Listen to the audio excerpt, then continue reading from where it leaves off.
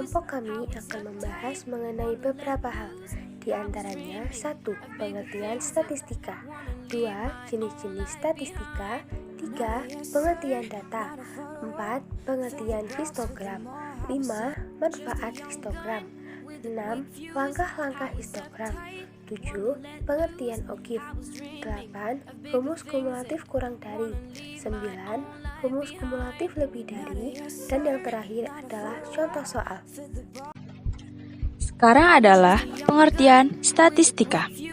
Nah, jadi statistika adalah sebuah ilmu yang mempelajari bagaimana cara merencanakan, mengumpulkan, menganalisis, lalu menginterpretasikan, dan akhirnya mempresentasikan data. Singkatnya, statistika adalah ilmu yang bersangkutan dengan suatu data. Istilah statistika berbeda dengan statistik. Jenis-jenis statistika. Statistika dibagi menjadi dua jenis, yaitu statistika inferensial dan statistika deskriptif. Yang pertama, yaitu statistika inferensial. Pengertian statistika inferensial atau inferential statistik yaitu bagian dari statistika yang membahas cara-cara menganalisis data, menarik kesimpulan, dan menentukan besarnya kekeliruan akibat pengambilan suatu keputusan. Jadi, statistika inferensial berhubungan dengan pemodelan data dan pengambilan kesimpulan berdasarkan hasil analisis data. Pengambilan kesimpulan yang dimaksudkan di sini terkait dengan menolak atau menerima hipotesis yang diuji dalam analisis data.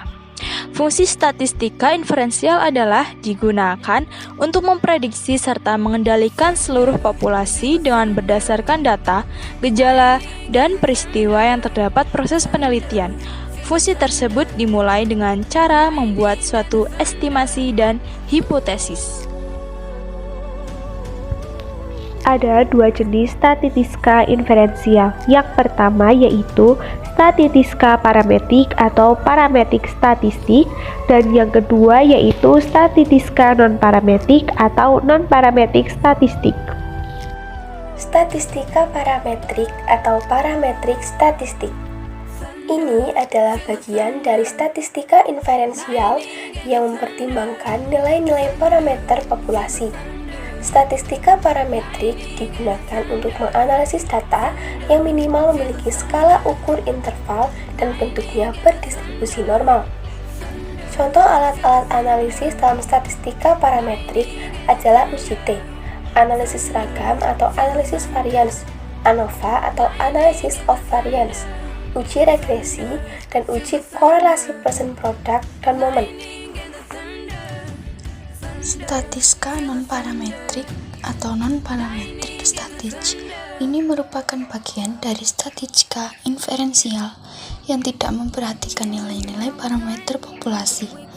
Statistika non-parametrik digunakan untuk menganalisis data yang berskala ukur nominal atau ordinal dan bentuk data tidak berdistribusi normal. Contoh alat-alat analisis dalam statistika non-parametrik di antaranya ialah uji RAN, uji Chi-kuadrat, uji MC-Nemer, uji Wilcoxon, uji Mann-Whitney, uji Friedman, uji Kruskal-Wallis, uji koefisien kontingensi, dan uji korelasi Spearman-Rank. Statistika deskriptif. Statistika deskriptif atau descriptive statistics yaitu bagian dari statistika yang membahas cara-cara pengumpulan data, penyajian data, serta pengukuran pemusatan dan penyebaran data untuk memperoleh informasi yang lebih menarik, berguna, dan mudah dipahami. Fungsi statistika jenis ini adalah untuk dapat mendeskripsikan atau menerangkan data serta peristiwa yang dikumpulkan dengan melalui proses penelitian dan penyelidikan. Informasi yang diperoleh dari statistika deskriptif adalah ukuran pemusatan data, misalnya rata-rata atau mean, median, dan modus, ukuran penyebaran data, misalnya rentang atau range, simpangan rata-rata, variance, dan simpangan baku. Berikut adalah pengertian dari data. Data adalah ukuran dari variabel. Data dapat diperoleh dengan mengukur nilai satu atau lebih variabel dalam sampel atau populasi. Data dapat diklasifikasikan menurut jenis, menurut dimensi waktu, dan menurut sumbernya.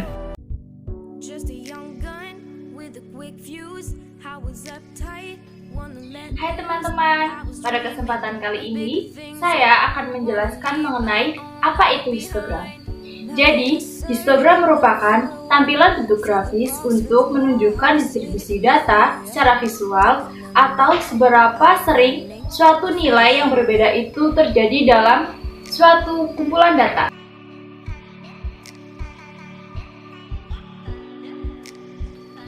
Nah, tadi kan udah dijelasin pengertian histogram. Selanjutnya, saya akan menjelaskan mengenai manfaat histogram. Jadi, histogram bermanfaat untuk memberikan informasi mengenai variasi dalam proses, serta membantu manajemen dalam membuat keputusan dalam upaya peningkatan proses yang berkesinambungan. Selanjutnya yaitu langkah-langkah histogram. Pertama, mengumpulkan data pengukuran. Kedua, menentukan besarnya range. Ketiga, menentukan banyaknya kelas interval. Keempat, menentukan lebar kelas interval, batas kelas, dan nilai tengah kelas. Kelima, menentukan frekuensi dari setiap kelas interval. Dan yang terakhir, membuat grafik histogram. Halo teman-teman, selanjutnya saya akan menjelaskan mengenai OGIF. OGIF merupakan salah satu istilah dalam statistika berupa grafik data kelompok yang disusun dari data distribusi kumulatif frekuensi. Nah, OGIF sendiri dibagi menjadi dua, yaitu OGIF positif dan OGIF negatif. Nah, OGIF positif untuk OGIF yang disusun dari frekuensi kumulatif kurang dari. Sedangkan OGIF negatif untuk OGIF yang disusun dari frekuensi kumulatif lebih dari. Selanjutnya, saya akan menerangkan rumus kumulatif frekuensi kurang dari. Berikut adalah rumus kumulatif frekuensi kurang dari. Caranya, kita tulis nilai asli dari frekuensi pertama. Selanjutnya, kita jumlahkan nilai frekuensi pertama dengan nilai kedua. Lalu, kita jumlahkan lagi kedua nilai frekuensi tersebut dengan nilai frekuensi ketiga. Hal tersebut berlaku sampai semua nilai terjumlah menjadi satu. Kemudian, rumus frekuensi lebih dari. Caranya adalah menjumlahkan nilai frekuensi. Langkah pertama, kita jumlahkan semua nilai frekuensinya, kemudian kita jumlahkan lagi nilai frekuensinya. Tetapi satu nilai sebelumnya tidak kita ikutkan, dan begitu seterusnya sampai tersisa satu nilai frekuensi paling akhir.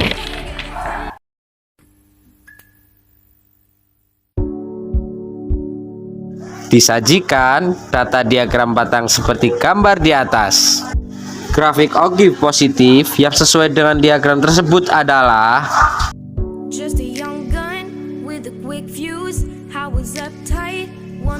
untuk mengerjakannya, kita ubah terlebih dahulu bentuk histogram menjadi tabel frekuensi kurang dari sebagai berikut. Untuk menentukan nilai frekuensi kumulatif kurang dari, caranya yaitu jumlahkan semua nilai frekuensi dari angka paling awal dan jika berdasarkan tabel di atas, angka awalnya itu angka 2. Lalu, angka pertama dijumlahkan dengan angka berikutnya. Seperti pada tabel tersebut, angka yang berikutnya adalah angka 4. Jadi, 2 ditambah 4 hasilnya adalah 6. Kemudian, angka 6 ditambah dengan angka berikutnya yaitu 12. Jadi 6 ditambah 12 adalah 18. 18 ditambah dengan angka berikutnya yaitu angka 13. Jadi 18 ditambah 13 hasilnya adalah 31. 31 ditambah dengan angka berikutnya yaitu 6. Jadi 31 ditambah 6 hasilnya adalah 37. 37 ditambah dengan angka berikutnya yaitu angka 4. Jadi 37 ditambah 4 hasilnya adalah 41. Itulah cara menentukan nilai frekuensi kumulatif kurang dari. Berdasarkan tabel frekuensi di atas, dihasilkan grafik OGIF positif seperti gambar tersebut.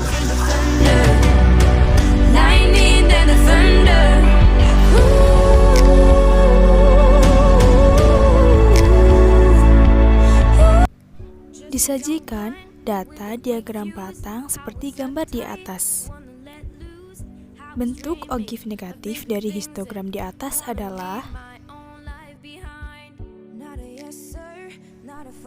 untuk membuat ogif, kita ubah data histogram menjadi tabel frekuensi kumulatif lebih dari seperti gambar di samping. Untuk menentukan nilai frekuensi lebih dari, langkah awal yaitu kita jumlahkan semua nilai frekuensinya. Lalu, hasil dari penjumlahan semua nilai frekuensi tersebut, kita kurangi dengan nilai frekuensi paling atas, seperti pada tabel yaitu angka 8. Berarti, 60 dikurangi 8, hasilnya yaitu 52. Kemudian, 52 dikurangi dengan nilai frekuensi 10, yaitu hasilnya 42. 42 dikurangi dengan nilai frekuensi 14, yaitu hasilnya menjadi 28. Kemudian 28 dikurangi dengan nilai frekuensi 12, yaitu hasilnya adalah 16. 16 dikurangi dengan nilai frekuensi 9, yaitu hasilnya 7. Itulah cara menentukan nilai frekuensi kumulatif lebih dari. Maka bentuk ogif negatif dapat dituliskan sebagai berikut.